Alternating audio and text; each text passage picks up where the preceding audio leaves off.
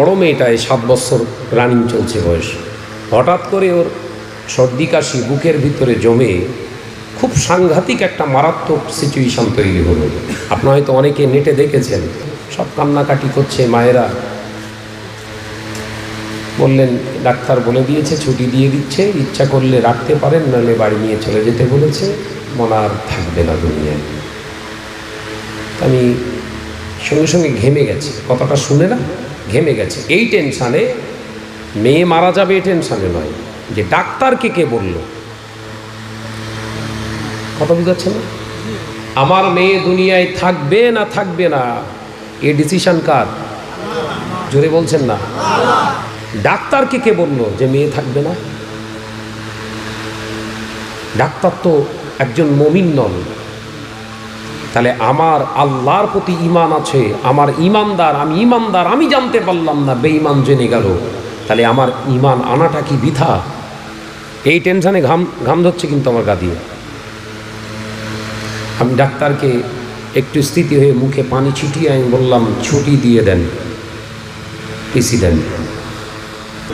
মেয়ে রাস্তাতে আসতে আসতেই পেট ফুলে গেছে, এমন পরিস্থিতি হয়ে গেছে যে এই মুহূর্তেই বেঈমানের কথাটাই ঠিক হয়ে যাবে। কিন্তু না, আমার মেয়েকে আমি অ্যাম্বুলেন্সে পাঠিয়ে দিয়ে, বাড়ি ফ্যামিলির লোকেদেরকে পাঠিয়ে দিয়ে আমি একা আমার গাড়িতে একা একা আসছি, কাউকে নিয়ে নয়, একা কলিকাতায় রওনা দিচ্ছি, ওদের আগে পাঠিয়ে দিই। আস্তে আস্তে একটা মসজিদ পেলাম, জানেন, মসজিদের সামনে গাড়ি রেখে ঢুকে গেছে। আল্লাহ বলেছে কোথায় চাইতে হবে? নামাজে। কোথায় চাইতে হবে?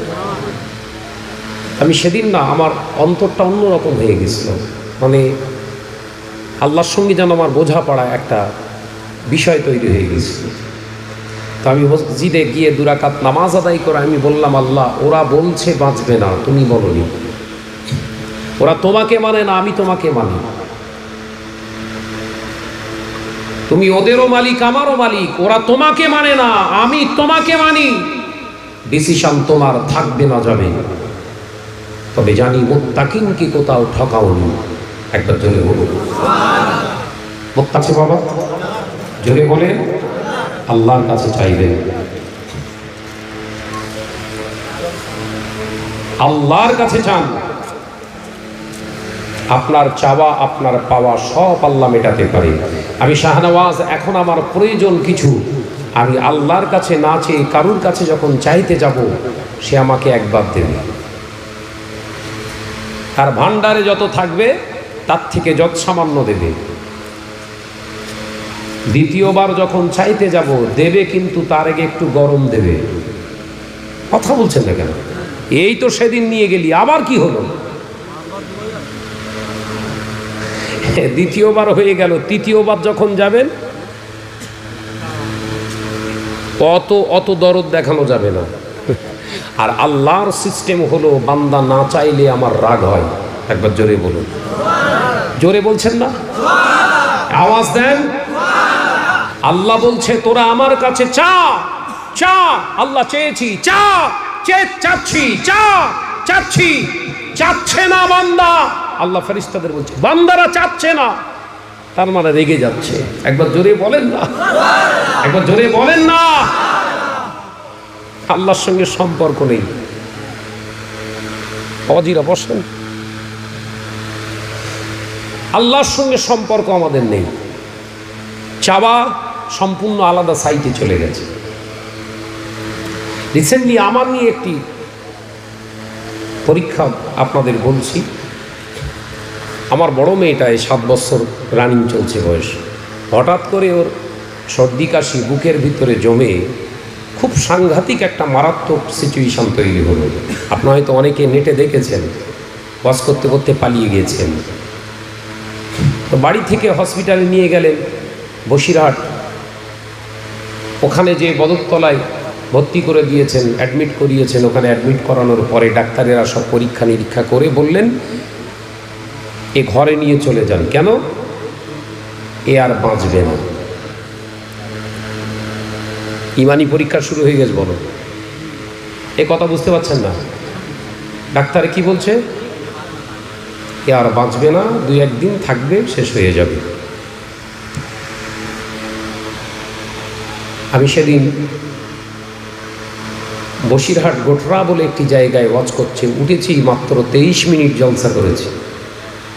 সংবাদ এসছে ফোনে যে এক্ষুনি চলে আসেন, অবস্থা খুবই খারাপ।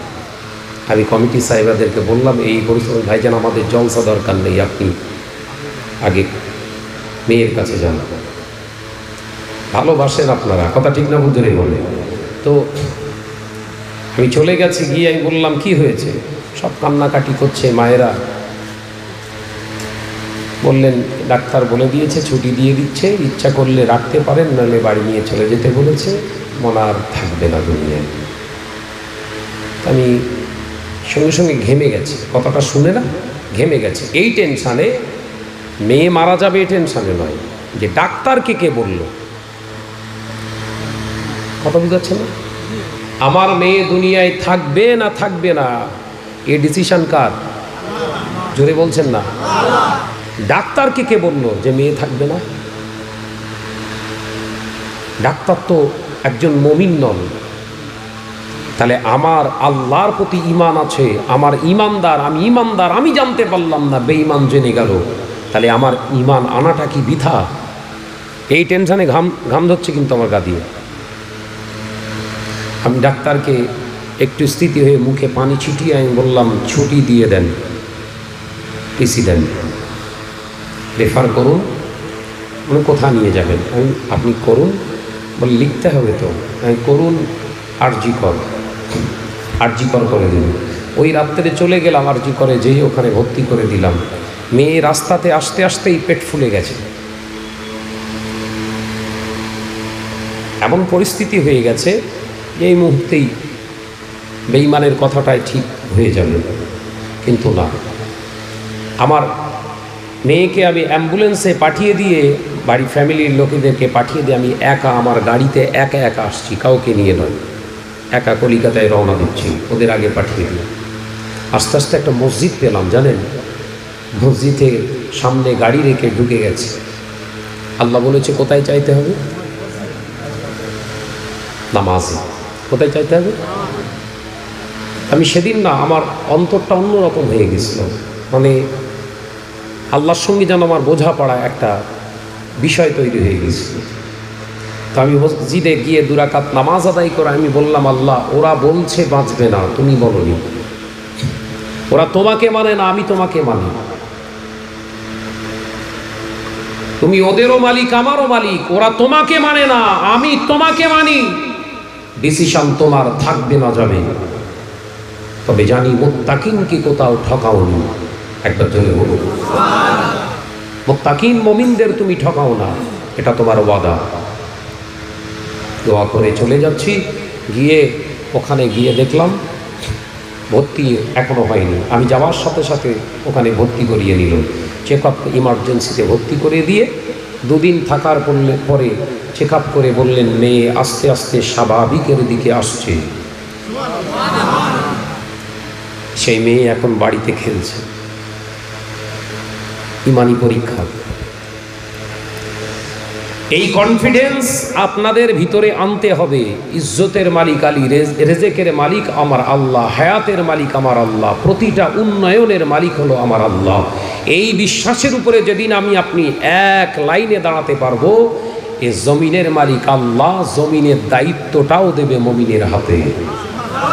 এখন যদি বলে ভাইরা, আমার নজরেরা, যুবকেরা, ছেলেরা, বাচ্চারা, পর্দানিশীনা মা ও বোনেরা, আলোচনা বোঝার চেষ্টা করো। আল্লাহ নবী তো জাহানের বাদশাহ হাবিবুল্লাহকে, নবী জনাবে মুহাম্মদ রাসূলুল্লাহকে সাল্লাল্লাহু আলাইহি ওয়াসাল্লাম নবী আমার পাক জবানে জানিয়ে দিলেন, মুসলমান হয়ে যাবে ধনী, টাকাওয়ালা, ধন সম্পদওয়ালা হয়ে যাবে। ও আমার সাহাবীরা, আমার উম্মত ভিতর থেকে আল্লাহর ভয় উঠে যাবে, আল্লাহর প্রতি বিশ্বাস উঠে গিয়ে দুনিয়ায় বেঈমানদের উপরে বিশ্বাস স্থাপন হবে। আমি রাসূলুল্লাহ জানিয়ে দিলাম, ওই সময় ওই বেঈমান ইহুদি নাসারাদের দিয়ে আমার আল্লাহ উম্মতদের পেটাবে। ও বাবা সাহাবীরা, আমার উম্মতদের গায়ের রক্তে, আমার উম্মতদের গায়ের খুনে রাজপথ লাল হয়ে যাবে। ওরা আল্লাহর দরবারে দোয়া চাইবে, সাহায্য চাইবে, আল্লাহ তুমি আমাদের হেফাজত করো, তুমি আমাদের বাঁচাও। আল্লাহ আসমান থেকে কোনো সাহায্য দেবে না, মুসলমানের দোয়া কবুল হবে না। ও নওজওয়ানেরা, যুবকেরা, ছেলেরা, বাচ্চারা, নবী জানা, বাবা সাহাবীরা, ওই সময় দেখতে পাওয়া যাবে আল্লাহর আসমানি কোনো সাহায্য নেমে আসবে না। কিন্তু দেখা যাবে ওই সময় এরকম সিচুয়েশনে, ওই রকম একটি পরিস্থিতিতে যখন তামাম পৃথিবীতে মুসলমানদের উপরে অত্যাচার করা হবে, মুসলমানরা মার খাবে, পদদলিত হবে, লাঞ্ছিত হবে, বাস্তুচ্যুত হবে, এলাকা ছাড়া হবে, আমি রাসূলুল্লাহ জানিয়ে দিলাম ওই সময় আল্লাহ সাহায্য নেমে আসবে না। কিন্তু না না না, ওই সময় আমার আল্লাহ পাক, আল্লাহ তাআলা মুসলমানদের আবার ঈমানের জায়গায় স্ট্রংলি একটি বডি তৈরি করার জন্য আমার আল্লাহ ইমাম মাহদীকে জমিনে অবতরণ করবে। একটা মুমিনের ঈমানি তাকতে একজন মুত্তাকিন ইমাম মাহদী ঈমানের ওসিলায় তামাম পৃথিবীর জমিনে যত মুসলমান জমিনের উপরে থাকবে আবার ঈমানের জায়গায় মুত্তাকিন হয়ে যাবে। আজকে সমাজে আমরা লাঞ্ছিত, বঞ্চিত কেন? কারুর দোষ নয়। দিদি মোদি সবাই ভালো, আমরাই খারাপ। আমরাই কোন নেতা নেত্রীর দোষ দেওয়ার আগে নিজের বিচার করো। এলাকায় মসজিদ থেকে প্রতিদিন যখন 5 ওয়াক্ত তোমাকে আল্লাহ ডাকে, এই বান্দা তোর কোন অসুবিধাটা আছে, আয় আমার সঙ্গে কথা বল, তোর অসুবিধা হয়েছে। পৃথিবীর কোন ব্যারিস্টার তোর অসুবিধাকে সুবিধা করতে পারবে না। তোর সমস্যার সমাধানের মালিক হলাম আমি আল্লাহ। আমার সঙ্গে আলোচনা কর। সকালে আমি ডেকেছি, সারা রাত চিন্তা করেছিস, সময় পাসনি বলার, আমি আল্লাহ ডেকে তোর সময় দিচ্ছি ফজরের ওয়াক্তে। আসসালাতু খায়রুম মিনান নাওম, এই ঘুমের থেকে আমার নামাজ হলো উত্তম। আয় আমার নামাজের উপরে একবার নামাজের মুসাল্লায় দাঁড়া, আমি আল্লাহ তোর সব খবর রাখি। একবার জোরে বলে। সেই নামাজ ছেড়ে দে, মুসলমান সমস্যা সমাধান করবে। সেই নামাজ ছেড়ে দে, মুসলমান নাকি উন্নতি করবে। এই কথা বলছেন না কেন? সেই নামাজ ছেড়ে দিয়ে সেই মুসলমান নাকি পৃথিবীর জমিনে ডেভেলপ করবে। ছি, এ চিন্তা কোনো মুসলমান মুমিন মুত্তাকিনের নয়, কোনো মুমিন মুত্তাকিনের নয়। হ্যাঁ, আপনি কাজ কারবার ব্যবসা বাণিজ্যে আছেন, ওয়াক্তের নামাজটা আপনি মসজিদে এসে পাচ্ছেন না, যেখানে করছেন ওখানেই পড়ুন। নামাজবিহীন মুসলমানের পরিচয় হলো পৃথিবীর জমিনে একটি খালি শূন্য ঘর। দেখতে শুনতে খুব সুন্দর, কিন্তু বসবাস নেই। এই কথা বুঝতে পারছেন না কেন? খুব সুন্দর ঘর বানিয়েছে, কিন্তু কেউ বসবাস করছে না। ও ঘরের মর্যাদা আছে? অর্থাৎ নামাজের প্রতি মহাব্বত আনা। ওই জন্য আল্লাহ বললেন, বান্দা তোর সমস্ত রকমের চাহিদা, তোর সমস্ত রকমের মনের আপনার খুসুসিয়ত, তোর মনের সমস্ত রকম তামান্না আমি আল্লাহ ছাড়া কেউ জানে না। তুই বললে কারুর কাছে তবে জানতে পারে, কিন্তু আমার কাছে বলার আগে আমি জানি। একবার জোরে বলুন। শুধু সম্পর্কটা একটু রেখে দে। আমার আর তোর সম্পর্কের মাধ্যম হলো নামাজ। জোরে বলবেন না? জোরে বলতে পারেন না? সেই মুসলমান ঘরের ছেলেরা নামাজ ছেড়ে দে, পৃথিবীর জমিনে নিজেদেরকে বিরাট মুসলমান জাহির করছে। কোত্থেকে? আজকে আমরা ক্ষতিগ্রস্ত একটা জায়গায়। আজকে সমাজে যখন ন্যায় প্রতিষ্ঠিত করার লক্ষ্যে আমরা বক্তব্য দেব, তখন আমাদের প্রথম টার্গেট থাকবে, বিশ্বনবী বলেছেন প্রথম টার্গেট মুসলমানদেরকে এক কাতারে দাঁড় করাও। তার মানে নামাজ।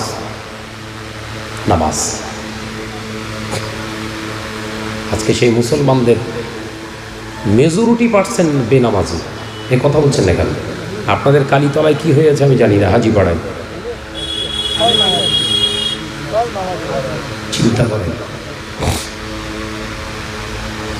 ও নওজওয়ানেরা, যুবকেরা, ছেলেরা, বাচ্চারা, পর্দানিশীরা, মা বোনেরা, আল্লাহ নবী দো জানের বাদশা হাবিবুল্লাহকে, নবী জনাবে মুহাম্মদ রাসূলুল্লাহকে সাল্লাল্লাহু আলাইহি ওয়াসাল্লাম নবী আমার পাক জবানে জানিয়ে দিলেন, একজন মুসলমান যখন মসজিদ থেকে আযান শুনে আল্লাহু আকবার, আল্লাহু আকবার, এই আযান মুমিনের কানের ভিতরে যাওয়ার সাথে সাথে ওই মুসলমানটা যদি আযানের জবাব না দেয়, ওর নামায় আমলে একটি কাবিরা গুনাহ লেখা হয়। ও মুসলমান ঘরের ছেলেরা, হাজার হাজার টাকা খরচা করে মসজিদ তৈরি করছো, হাজার হাজার নয় লক্ষ লক্ষ টাকা খরচ করে জলসা মাহফিল দিচ্ছ, বাবা কটা নেকি হয়েছে কোনো হুজুর আলেম বলতে পারবো না, কারোর ক্ষমতা নাই, কিন্তু মসজিদে সার আযান হয়েছে, ওই আযানটা কানে এসেছে, ওই আযানের জবাব দাওনি, একটা কাবিরা গুনাহ, মিথ্যা কথা বলা কাবিরা গুনাহ, দ্বিতীয় কাবিরা গুনাহ, পরনিন্দা করা কাবিরা গুনাহ, তৃতীয় কাবিরা গুনাহ, আপনার চগলখুরি করা কাবিরা গুনাহ, আপনার পঞ্চম নম্বর কাবিরা গুনাহ, দিনের 5টা আযান 5টা কাবিরা গুনাহ, দিনে 5টা নামাজ 5টা কাবিরা গুনাহ, এরকম করে যদি ধরা হয় তোর 1 লক্ষ টাকার জলসায় কটা নেকি হয়েছে আমি শাহনাজ বলতে পারবো না, কিন্তু সারা দিনে যে কটা কাবিরা গুনাহ করেছিস তোর হিসাব নাই। কম্পিউটারকে যদি বলা হয় এই ভাই কম্পিউটার, সারা দিনে কাবিরা গুনার হিসাবগুলো আমায় দে, ওকে পুশ করবি, ওর পিছন দিয়ে কালো ধোঁয়া বেরিয়ে যাবে, তোর গুনার হিসাব দিতে পারবে না। তোর একটা জলসায় নাজাতে রাস্তা কোথায় পাবি বল?